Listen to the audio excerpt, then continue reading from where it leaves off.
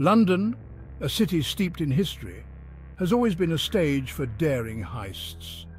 But in the heart of the city, a plot was brewing, more audacious than many could imagine. Not in the grand mansions or high-security banks, but in the diamond district of Hatton Garden.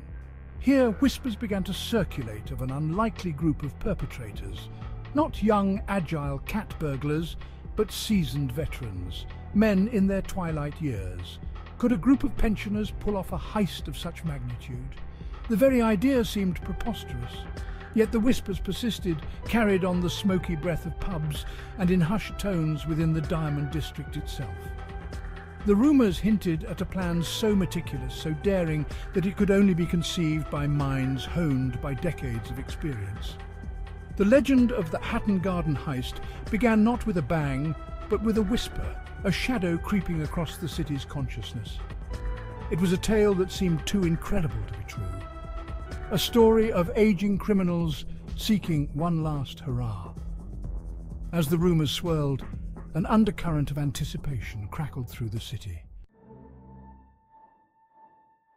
At the heart of this audacious plot was a group of men who seemed more likely to be found at a bingo hall than pulling off one of the most daring heists in history. Led by the enigmatic Brian Reader, a man known as the Master for his meticulous planning, they were a motley crew of seasoned criminals, each with their own unique skills and a shared history etched in the London underworld. There was Terry Perkins, a volatile character with a penchant for the finer things in life, and Danny Jones, a self-proclaimed expert in cracking safes. John Kenny Collins, the getaway driver, and Carl Wood, brought into the fold at the last minute, rounded out the core team. Their ages ranged from their late 40s to their late 70s, a fact that would later make their success all the more astonishing. They relied on cunning, experience, and a healthy dose of old-fashioned bravado. Their advanced years, however, proved to be their greatest asset. The planning of the Hatton Garden heist was a testament to meticulous detail and a daring disregard for the seemingly impenetrable security of London's Diamond District. For months, the team, under Reader's watchful eye, studied their target, the Hatton Garden Safe Deposit Company, a vault nestled in the heart of London's jewellery trade. They analysed blueprints, meticulously noting security systems, entry points and potential obstacles. They exploited a quirk in the building's infrastructure, a shared ventilation shaft that provided a clandestine access point. They studied the schedules of security guards, noting shift changes and patrol routes. Their plan was intricate, a delicate house of cards where one wrong move could bring the whole operation crashing down. They chose to strike over the long Easter weekend, a time when the Diamond District would be deserted and security, they assumed, would be relaxed. As the Easter weekend approached, the tension was palpable. The team made their final preparations, gathering the tools they would need to breach the seemingly impenetrable fortress. As London celebrated Easter Sunday, the Hatton Garden crew prepared to put their plan into action. Under the cover of darkness, they infiltrated the building, their movements precise, practiced. They navigated the labyrinthine corridors, their progress illuminated by the dim glow of headlamps. The air crackled with tension, each creak of a floorboard, each muffled cough amplified in the silence. Reaching the vault, they put their plan into motion. They disabled the alarm system, exploiting a vulnerability they had identified during their reconnaissance. Then, using a heavy-duty drill, they began the arduous task of boring through the reinforced concrete wall. The drilling continued for hours, the sound echoing through the empty building, a relentless testament to their determination. Inside the vault, rows upon rows of safety deposit boxes stood tantalizingly close. The contents, they knew, represented a king's ransom: diamonds, gold, jewelry and cash. By Monday morning, their work was complete. The vault lay in disarray, its contents ransacked. The team, exhausted but exhilarated, slipped away into the early morning mist, leaving behind no trace of their presence save for the gaping hole in the vault wall and the looted safety deposit boxes. The discovery of the Hatton Garden heist sent shockwaves through London and beyond. Newspapers ran sensational headlines detailing the audacity of the crime and the staggering value of the stolen goods. The police, under immense pressure to apprehend the culprits, launched a full-scale investigation, determined to bring the perpetrators to justice. The crime scene was a testament to both the meticulous planning and the brute force employed by the thieves. The hole in the vault wall, the disabled alarm system, the ransacked safety deposit boxes, all pointed to a group of highly skilled and organized individuals. The police, however, were baffled. There were no obvious leads, no witnesses, no fingerprints. It was as if the thieves had vanished into thin air. CCTV footage from the surrounding area revealed grainy images of the suspects arriving and leaving the scene.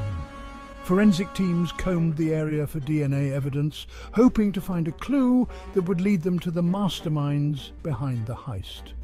The Hatton Garden heist had captured the public imagination.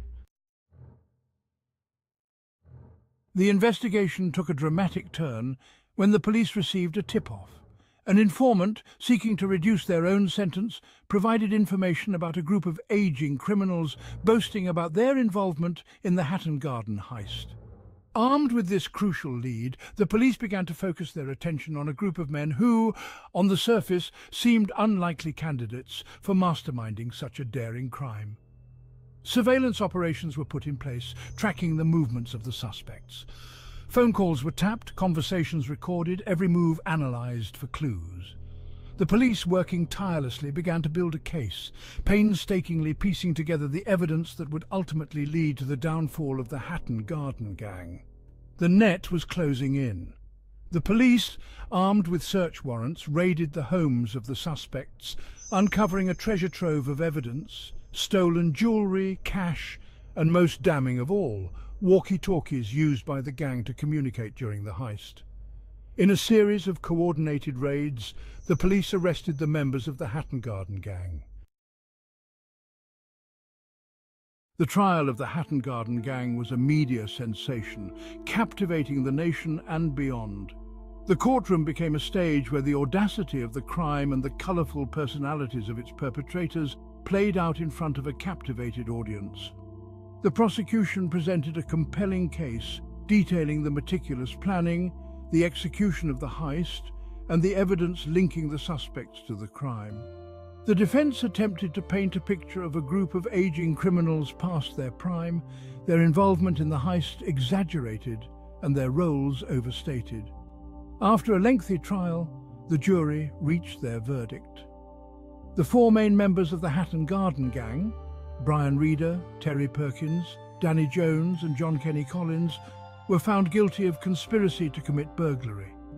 Carl Wood, accused of being involved in both the planning and execution of the heist, was found guilty of conspiracy to commit burglary and conspiracy to conceal, convert or transfer criminal property. The sentencing was swift and severe. The Hatton Garden heist, far from fading into obscurity, has secured its place in criminal folklore. Books have been written, documentaries filmed, and a feature film, King of Thieves, starring Sir Michael Caine, dramatised the events, further cementing the heist's place in popular culture. The heist continues to fascinate for a multitude of reasons. The ages of the perpetrators, the audacity of the crime, the sheer value of the stolen goods, all contribute to a narrative that seems too incredible to be true. The fact that a group of aging criminals could outwit sophisticated security systems and disappear with millions of pounds worth of loot captured the public imagination. Beyond the sensational headlines and dramatic retellings, the Hatton Garden heist also serves as a reminder of the vulnerabilities that exist even in the most secure locations. The Hatton Garden heist sent ripples through the security industry, prompting a reassessment of existing protocols and highlighting the need for enhanced measures to combat increasingly sophisticated criminal tactics. The ease with which the gang had bypassed security systems, exploiting vulnerabilities that had long gone unnoticed, served as a wake-up call for businesses and institutions entrusted with protecting valuable assets. In the wake of the heist, security firms reported a surge in demand for their services. Businesses, particularly those in the jewelry and diamond trade, invested heavily in upgrading their security systems, installing advanced surveillance technology, reinforcing physical barriers, and implementing stricter access control measures. The heist also highlighted the importance of human vigilance in an era increasingly reliant on technology. While sophisticated alarm systems and surveillance cameras play a crucial role in deterring and detecting criminal activity, the human element remains paramount. The legacy of the Hatton Garden heist, therefore, extends beyond the stolen diamonds and the captured criminals. The Hatton Garden heist, a tale of aging criminals pulling off an audacious heist in the heart of London, continues to captivate and intrigue. The story, with its cast of unlikely characters, meticulous planning and dramatic twists, reads like a Hollywood screenplay, a testament to the adage that truth is often stranger than fiction. The heist, however, is more than just a thrilling tale.